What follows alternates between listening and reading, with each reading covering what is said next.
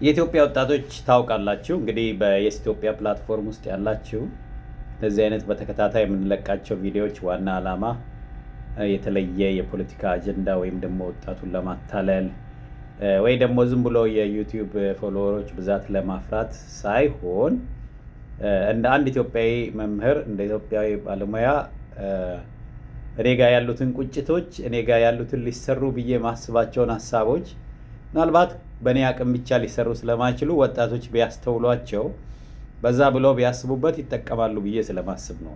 ዛሬ መናገር የፈለግኩት ስለ ሙያ ማህበራት ነው። የሙያ ማህበር ማለት ለአንድ ሙያ እድገት አንድ ሙያ ከባለሙያዎቹ ተርፎ ለሀገር ለማህበረሰብ የተሻለ አገልግሎት እንዲያደርግ ባለሙያውን በሙያው እንዲተማመን ከኋላ የሚመጡ ወጣቶች ያንን ሙያ እየፈለጉ እንዲሄዱ በጣም ትልቅ ሚና ነው የሚጫወቱት።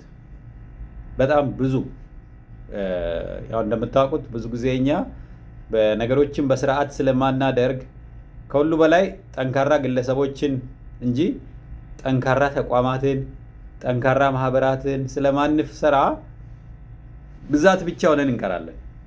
ይሄ ሀገራችን አንድ ምሳሌ ናት። 130 ሚሊዮን ህዝብ ያለው ሀገር 5 ሚሊዮን 10 ሚሊዮን ካለው ሀገር እርዳታ አይቀበልም ነበር። the only difference ምንድነው? እነኚህ ሌሎች ሀገሮች ህብረት መፍጠር ይችሉበታል። ያላቸውን ሀብት ሰብሰብ አድርገው ለሀገራቸው አድቫንቴጅ ለሙያቸው አድቫንቴጅ ማድረግ ይችሉበታል ማለት ነው።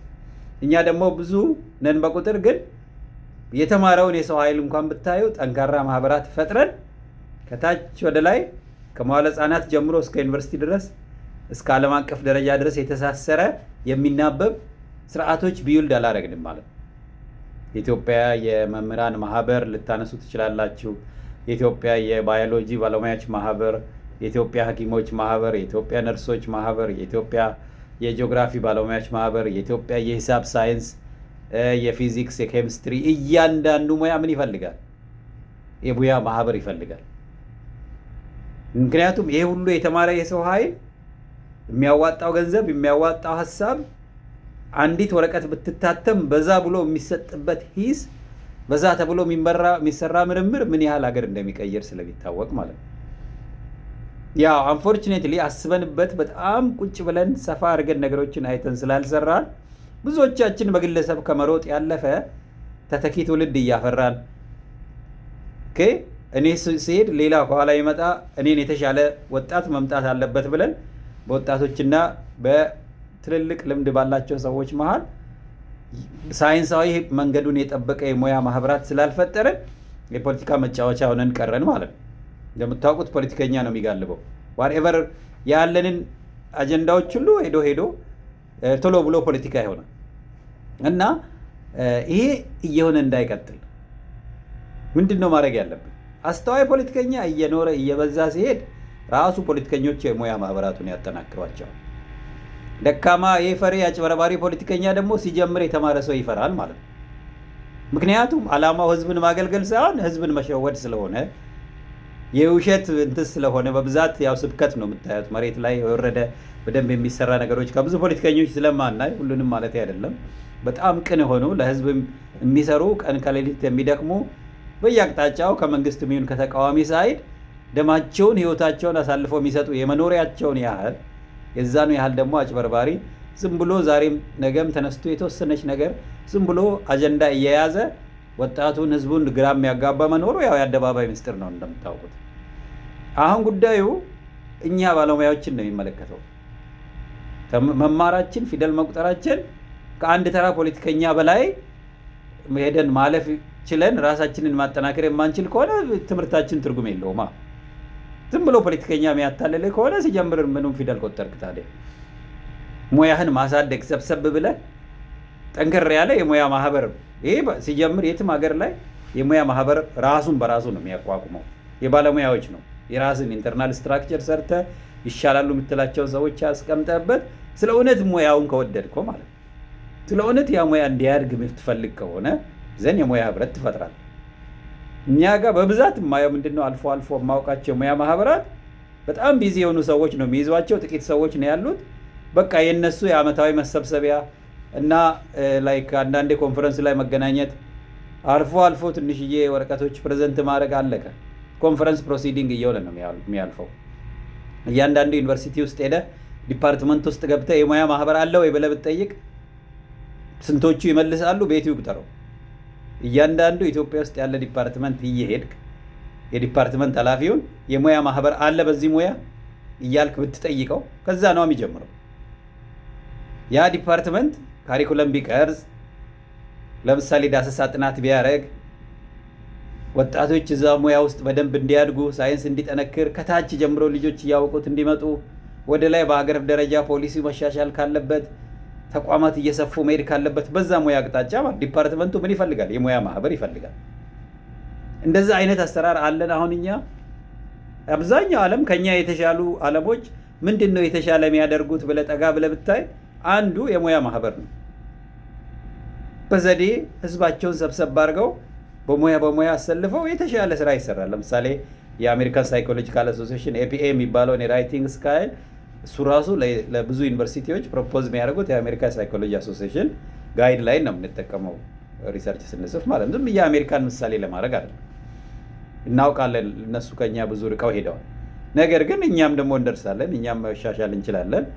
ለዚህ ነው ለኢትዮጵያ ወጣቶች በደንብ መነገር ያለበት ኦነስት የሆነ የዝም ብሎ ለማታለል ሳይሆን አሁን ሰሞኑን የሆነ በየተለያየ ቦታ ባለሙያው ጠብቆ ለውጥ የተሻለ ነገር ሲያጣ ሲቀር ይገነፍላል፣ ይወጣል፣ ወደ ሚዲያ ይታወቃል።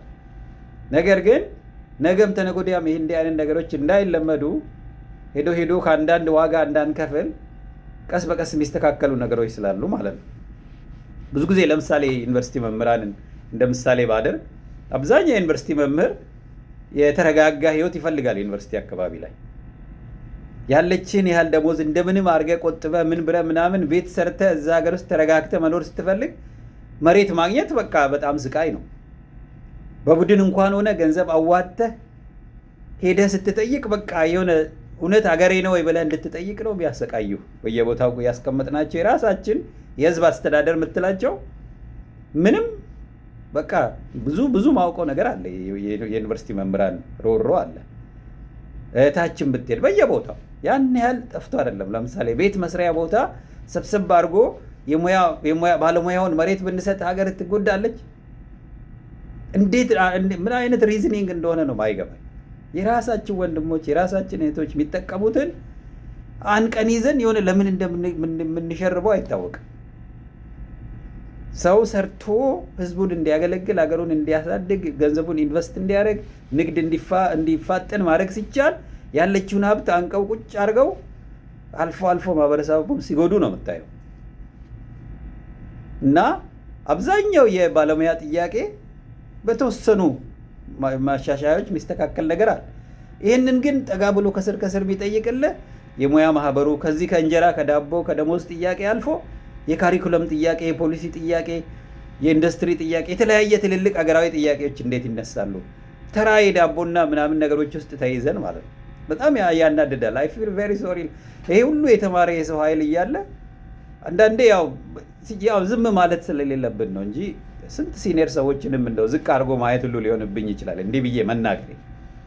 ነገር ግን ለምሳሌ እንደ ዩኒቨርሲቲ መምህር ያለብን ፔን የነበረው አሁንም ድረስ ያለው 20-30 መምህር ሆነ አብረህ ተደራጅተህ ያለችን ገንዘብ ቆጥበህ እስቲ ቤት እንስራና እዛ ከቤት ኪራይ እንላቀቅ ብለህ ሄደህ ስትጠይቅ አባ ከና የሚልህ የለም።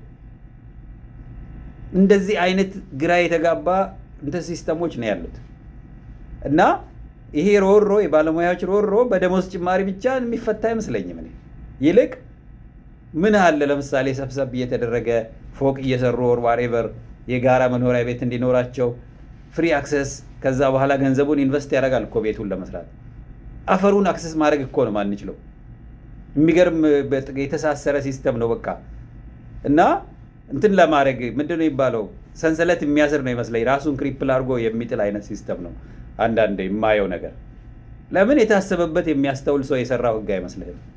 ገንዘብ ቆጥበ ተደራጅተ መሬት ስጡኝ ተብሎ ማይሰጠው እስቲ ለምንድን ነው እንደው ስታስቡት? እስቲ ለሆነ ባለሀብት ደግሞ ይሰጣል። ካስፈለገ ገበሬ ሁሉ ማፈናቀል ይቻላል። እዚህ ጋር ግን ህዝብን የሚያገለግል ልጆችን የሚያስተምርልህ ሰው መኖሪያ ቤት አለ ስራ ስጠኝ ስትለው አትሰጠውም። That's amazing. Anyways.